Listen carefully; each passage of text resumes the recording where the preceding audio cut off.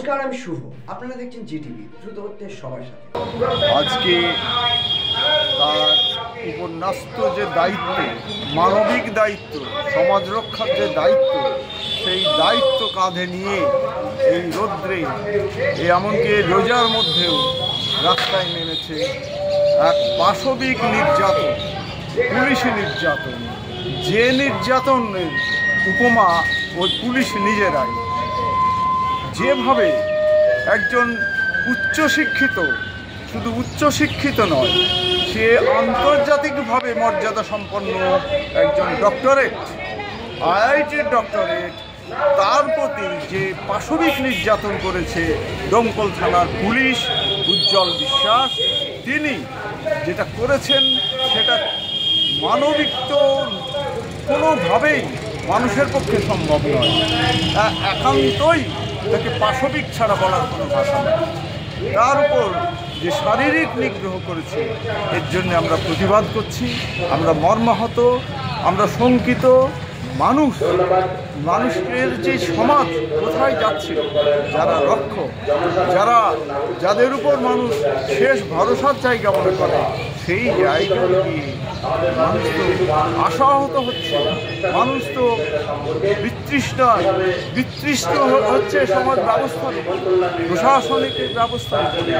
আমরা সকলে সংঘবদ্ধভাবে এর প্রতিরোধ করছি, প্রতিবাদ করছি এবং এই রকম পুলিশের দৃষ্টান্তমূলক শাস্তি আমরা আশা করছি, আমরা দাবি করছি এদের দৃষ্টান্তমূলক শাস্তি হোক। এটা তো নাগরিক সমাজ গঠন করেছে, নাগরিক সমাজের এটা মিছিল, ধিক্কার মিছিল।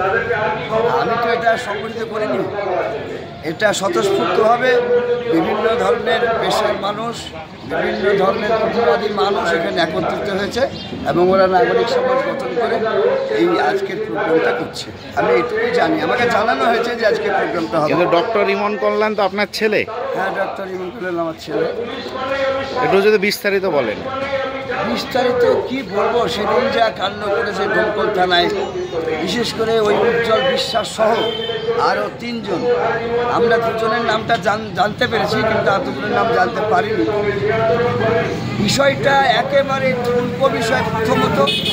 পরবর্তীতে যেটা শোনা গেল যে টাকা না দিয়ে জিডি করতে গেলে সমস্ত পাবলিকের দশা ওরা এইরকম করে, সেই রকমের একজন পাবলিক ভেবেছিল ইমন কল্যাণকে। তাই ইমন কল্যাণ সোজাসুজি এমনি তার পাস বই হারিয়ে গিয়েছে, একটা জিডি করতে গিয়েছে। তখন বলেছে খড়গপুর থেকে সিল মেরে আনতে হবে, যে ডিউটি অফিসার ছিল সে। তখন বলেছে তা আমি কী করে আনবো আপনার কাছে, আমি তো এখন দমকলের থানার প্রাচীরের পাশে আমার বাড়ি, আমি এখানে থাকি, আমি আপনাকে এটা কী করে দেবো? আমি একটা জায়গায় অ্যাপ্লিকেশন করবো, এই ব্যাংকের বইয়ের ফার্স্ট পেজটা চেয়েছে, তাই আমি আপনার কাছে এসেছি, আপনি এটা ডিনাই করছেন কেন? এই কথা বলার অপরাধে তখন মেজবাবু ছিল অন্য জায়গায়, মেজবাবু পায়চারি করছিল করিডোরে থানার ভিতরে। ও তখন দেখি আপনার কাগজগুলো দেখি, বলে কাগজটা নিয়েছে, ছেলেকে নিয়ে তখন বলে যে এক কাজ করুন, আপনি আমার সঙ্গে আসুন।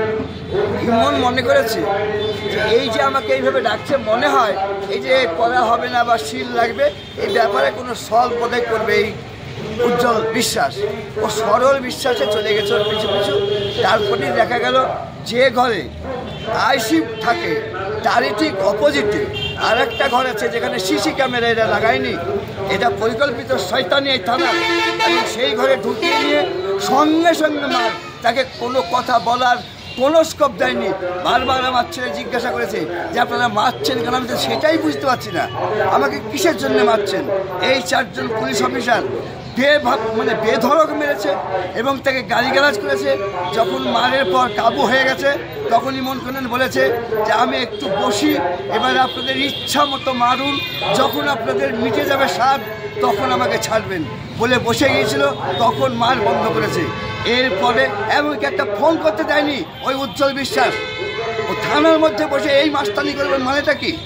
হ্যাঁ, ওকে কি মাস্তানি করবার জন্য পুলিশকে নিয়োগ করেছে? তাকে ফোন করতে দেয়নি, ফোনে বাড়ি মেরে ভেঙে দিতে চেয়েছে। এই সব অত্যাচার কেন করা হয়েছে এর কৈফিয়ত দিতে হবে। এই কৈফিয়ত দেবে কাকে? জনসাধারণই নেবে। আমি এইটাই মনে করি। আজকে এসেছিলাম আমি দেখতে যে এই মিছিলটা কীরকম হয়েছে, আমি সেইটা দেখলাম যে এরা দেখতে মিছিল বের করতে, তাই এসেছি। আমি সর্বান্তকরণে এটাই চাই যে ইমনকে তো মেরেইছে, সেই মারগুলো আমি আর ফিরিয়ে নিতেও পারছি না, এবং ওই উজ্জ্বল বিশ্বাস সহ 3 জনকে আমি পিটাতেও পারছি না।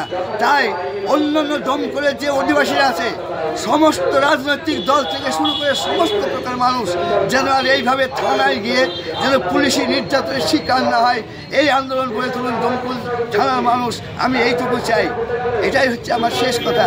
আর আইনি লড়াই আমার চলবেই। আপনারা এতক্ষণ দেখছিলেন জিটিভি, দ্রুত হচ্ছে সবার সাথে। জিটিভির আরও নতুন নতুন খবরে আপডেট পেতে এক্ষুনি লগ ইন করুন www.gtblivenews.com।